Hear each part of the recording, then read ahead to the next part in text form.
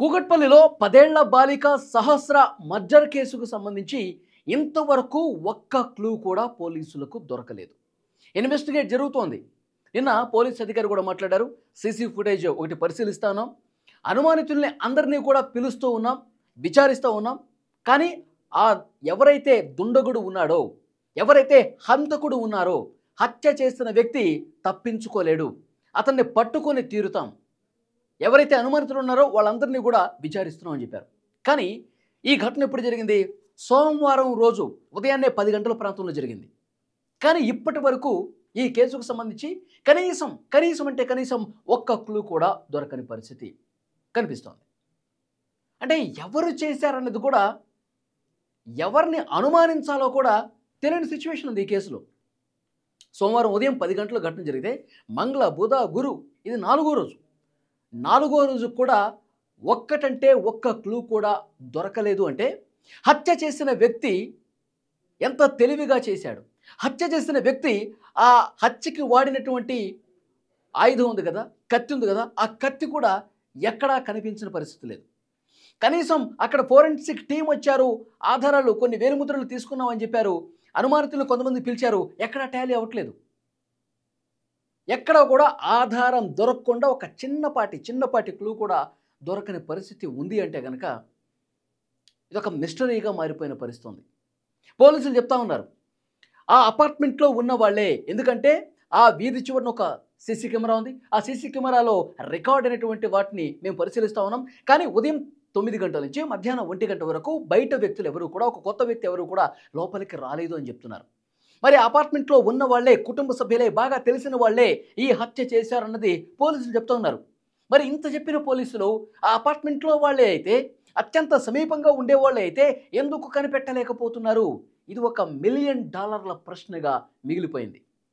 చాలామంది చెప్తున్నారు తల్లిదండ్రుల్ని మీరు ఇంకా సీరియస్గా విచారించలేదు అంటున్నారు. దానికి కూడా పోలీసులు ఇచ్చే సమాధానం ఏంటంటే, కుమార్తె చనిపోయి హత్య గావించబడి వాళ్ళు తీరని దుఃఖంలో ఉన్నారు, శోకంలో ఉన్నారు, చాలా బాధలో ఉన్నారు. ఆ అమ్మాయి అంత్యక్రియలకు ఊరికి వెళ్ళారు, వస్తామని చెప్పారు. అక్కడ కార్యక్రమం పూర్తి అయితే వెంటనే రండి, విచారణకి మీరు హాజరుగా అవ్వాలి. మీతో ఎవరైనా గొడవ పడ్డ సందర్భం ఉన్నా, మీకు ఎవరైనా శత్రువులు ఉన్నారా, మీరు ఎప్పుడైనా ఘర్షణ పడ్డ పరిస్థితులు ఏమన్నా గతంలో ఉన్నాయా, ఆ డీటెయిల్స్ అన్నీ మాకు కావాలి, మిమ్మల్ని మేము విచారించాలి. మీరు ఎంత వీలైతే యాజ్ ఎర్లీ యాజ్ పాసిబుల్ మీరు రండి, విచారిస్తాము అని చెప్పారు పోలీసులు. వాళ్ళు ఇంకా ఊళ్ళోనే ఉన్నారు. మరి ఆ బాధలో ఉన్నారా, ఇంకా ఊళ్ళో 2 రోజులు ఉంటే కొద్దిగా మెంటల్గా కొంత స్టేబుల్ అవుతారన్న ఉద్దేశంతో ఊళ్ళో ఉన్నారా లేదు తెలియదు. కానీ ఇంతవరకు వాళ్ళు హైదరాబాద్కి రాలేదు. పోలీసులు సరే మీరు వచ్చినప్పుడే స్టేషన్కి వచ్చి ఒక్కసారి కలవండి అని చెప్పి పోలీసులు చెప్పారు. కానీ వాళ్ళు ఇంకా అక్కడే ఉన్నారు. చాలామంది చెప్తా ఉన్నారు, మీరు అందరు అనుమానితుల్ని ప్రశ్నిస్తూ ఉన్నారు, ఇంట్లో ఉన్న వాళ్ళని ఇంకా విచారించలేదు కదా, ఒక్కసారి ఇంట్లో వాళ్ళని కూడా విచారించి చూడండి సార్. అక్కడ ఉన్న వాళ్ళే చెప్తున్నారు, అపార్ట్మెంట్లో అద్దెకున్న వాళ్ళే చెప్తా ఉన్నారు. 2వ ఫ్లోర్లో ఆ ఒడిశా రాష్ట్రానికి సంబంధించిన సంజయ్ అన్నారు, అతన్ని పిలిచారు, కొన్ని గంటల పాటు విచారించారు, అతన్ని వదిలేశారు. అతని మీద ఫస్ట్ అనుమానం పెంచుకున్నారు. ఎందుకంటే అతను ఆవారగా తిరుగుతూ ఉంటాడంట, పెద్దగా పనిలో కూడా పోడు, 2వ ఫ్లోర్లో ఉన్నాడు. కొంత అనుమానం వ్యక్తం చేసి అతన్ని విచారించారు. కానీ ఏమీ లేదు, ఎలాంటి ఆధారాలు బయటపడలా. అందులో అద్దెకు ఉన్న వాళ్ళు ఎవరైతే ఉన్నారో అన్ని ఫ్యామిలీస్ని విచారించారు. తర్వాత తండ్రి మెకానిక్ షెడ్లో పనిచేస్తాడు. ఆ మెకానిక్ షెడ్లో అతని కింద పనిచేసేవాళ్ళు కావచ్చు, మెకానిక్ షెడ్కి తరచుగా వచ్చేవాళ్ళు కావచ్చు, వీళ్ళ కుటుంబంతో కూడా మాట్లాడే వాళ్ళు ఎవరైతే ఉన్నారో తండ్రి ఫ్రెండ్స్ కావచ్చు, బంధువులు కావచ్చు, వాళ్ళను కూడా విచారించారు. కానీ ఎక్కడ ఆధారం దొరకల. ఈ తల్లి ఆసుపత్రిలో ల్యాబ్ టెక్నీషియన్గా పనిచేస్తుంది. ఆ ల్యాబ్ టెక్నీషియన్లో ఉన్నటువంటి ఆమె తోటి కొలీగ్స్ కావచ్చు, ఆ ఆసుపత్రిలో పనిచేసి ఈమె సన్నిహితంగా ఉండేవాళ్ళు కావచ్చు, వాళ్ళు కూడా విచారిస్తున్నారు. కానీ ఎక్కడ బయటకు రాని పరిస్థితుంది.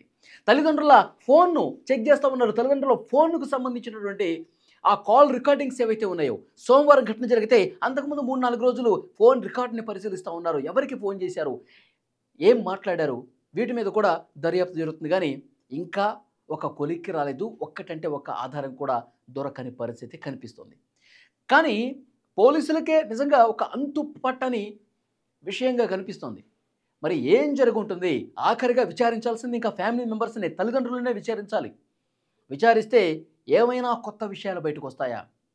ఎందుకంటే ఉదయం 10 గంటలకు జరిగినప్పుడు అప్పటికే ఇద్దరు జాబ్కి వెళ్ళిపోయారండి. తల్లి వెళ్ళిపోయింది ఆసుపత్రికి, ల్యాబ్కి వెళ్ళిపోయింది. తండ్రి కూడా వెళ్ళిపోయాడు బైక్ షెడ్కి. మొదటగా చూసింది తండ్రే. బయట నుంచి గడియ పెట్టిందంట. అతను పోలీసులకు ఇచ్చిన ఇన్ఫర్మేషన్ నేను మీకు చెప్తున్నాను.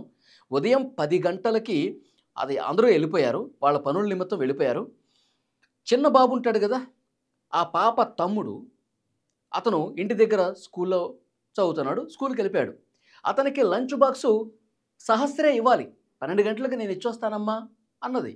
ఆమె ఇవ్వలేదు. ఎందుకంటే హంతకుడొచ్చి చంపేశాడు కదా! అప్పుడు స్కూల్ వాళ్ళు తండ్రికి ఫోన్ చేశారు.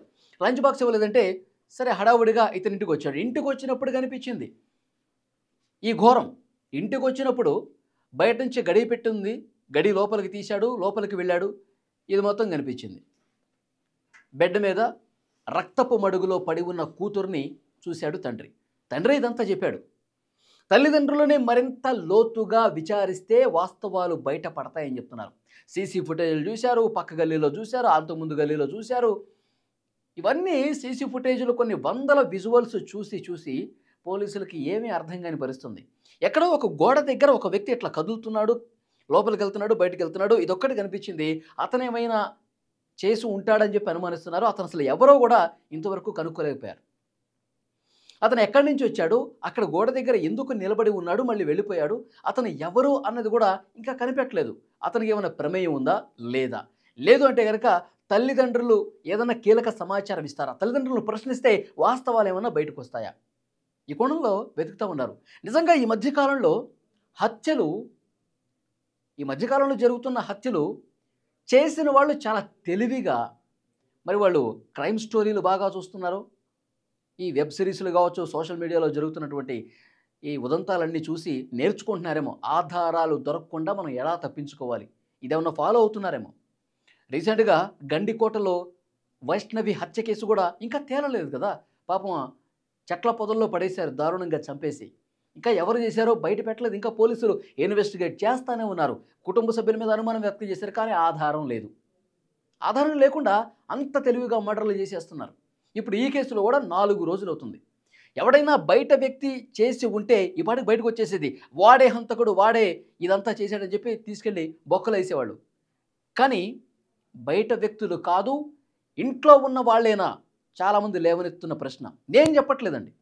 నేను అస్సలు ఇంట్లో వాళ్ళ మీద అనుమానం వ్యక్తం చేయట్లేదు. కానీ ఆ అపార్ట్మెంట్లో ఉన్నవాళ్ళు కావచ్చు, ఆ కుటుంబం తెలిసిన వాళ్ళు, ఆ వీధిలో ఉన్నవాళ్ళు కావచ్చు, ఏమో ఏదైనా కావచ్చు అని మాట్లాడుతూ ఉన్నారు. ఇవన్నీ నిజాలు తేల్చాల్సింది పోలీసులే బయట పెట్టాలి. ఇంకా తరువుగా, సీరియస్గా, లోతుగా ఇన్వెస్టిగేట్ చేస్తే, దర్యాప్తు చేస్తే అసలు వాస్తవాలు బయటకు వస్తాయి. ఈ వీడియో చూస్తున్న ప్రతి ఒక్కరు కూడా స్పందించండి.